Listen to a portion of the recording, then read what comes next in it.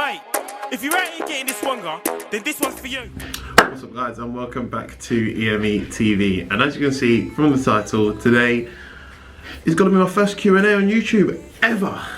I mean, I think I started this YouTube channel about almost 2 years ago, like just for a bit of fun, and thought at the time I was trading cars and just wanted to get some content out there and share my sort of personal views and how I was doing things and how I was finding it and so on and so forth. Never really did a Q&A, never thought about doing a Q&A, but the idea popped in my head a couple weeks ago. And the questions I've actually got for my Instagram account, if you guys don't follow me on there, it'll probably pop up on the screen in the top left or top right hand corner.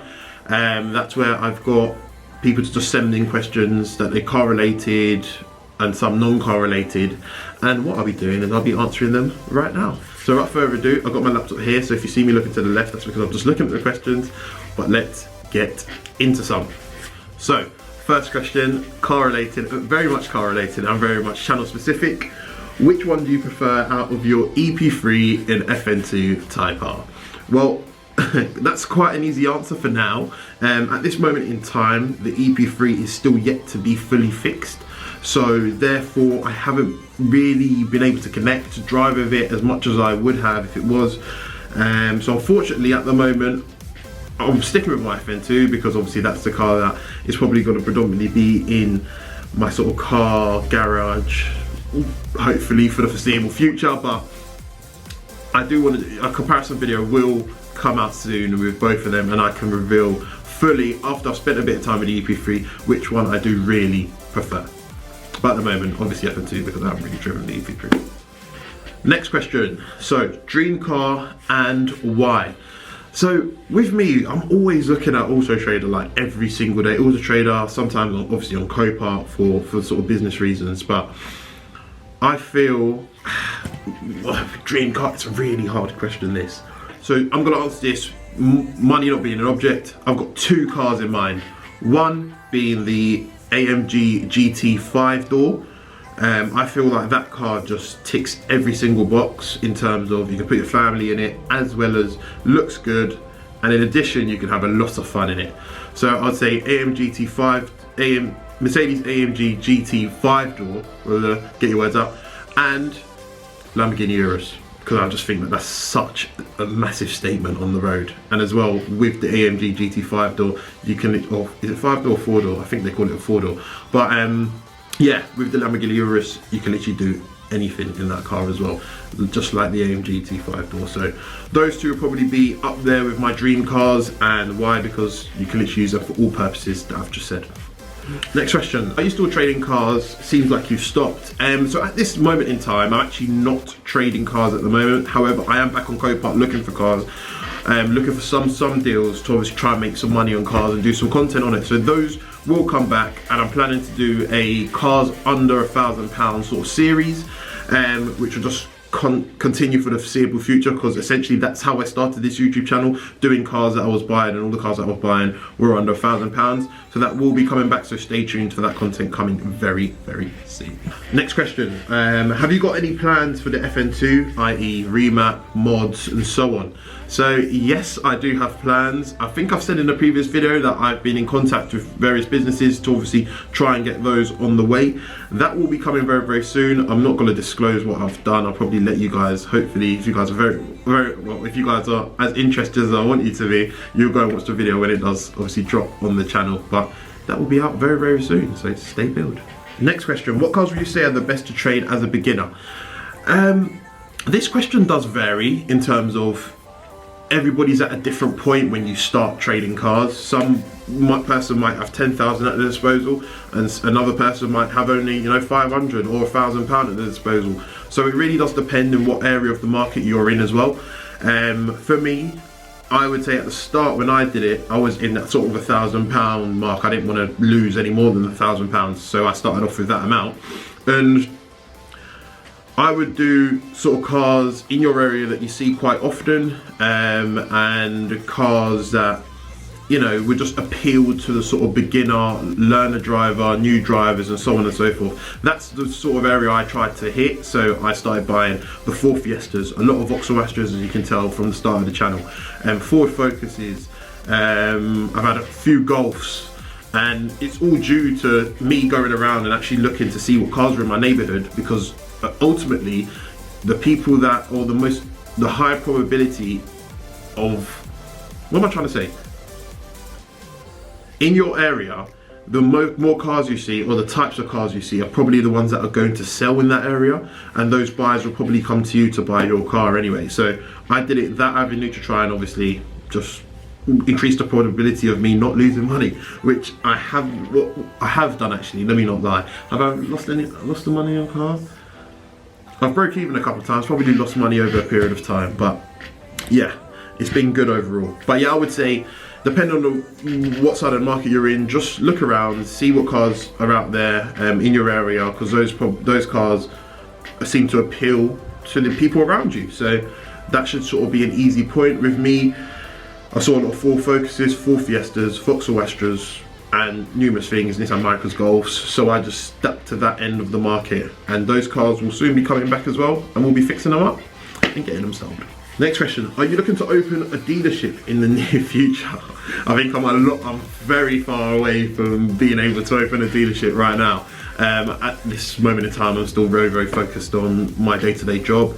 But in terms of that, obviously me loving cars and stuff, that would be sort of the ultimate dream, the ultimate goal. I've thought about it a few times to try and take the leap, and you know, but at this moment in time of where I am in my life, I just feel like it's very, very risky for me to just up and go and just put all my eggs into trying to do a car dealership. And a lot of people that I've spoken to, people that do have dealerships, have told me that obviously it's not as lucrative as it was a couple of years ago. Obviously it's a lot more competitive, but that's not going to put me off. If I do want to do it, I'll do it at the end of the day.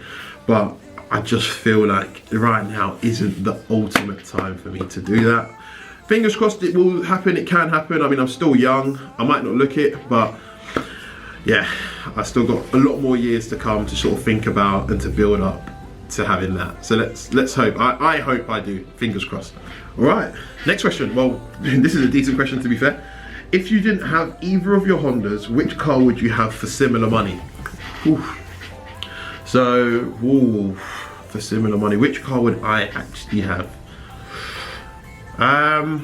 There's a lot of cars in and around that price, in and around the sort of 3 to 5k mark that you can pick up. I would say I would probably go for a Mark 5 GTI. I've never driven one. I think they look really nice.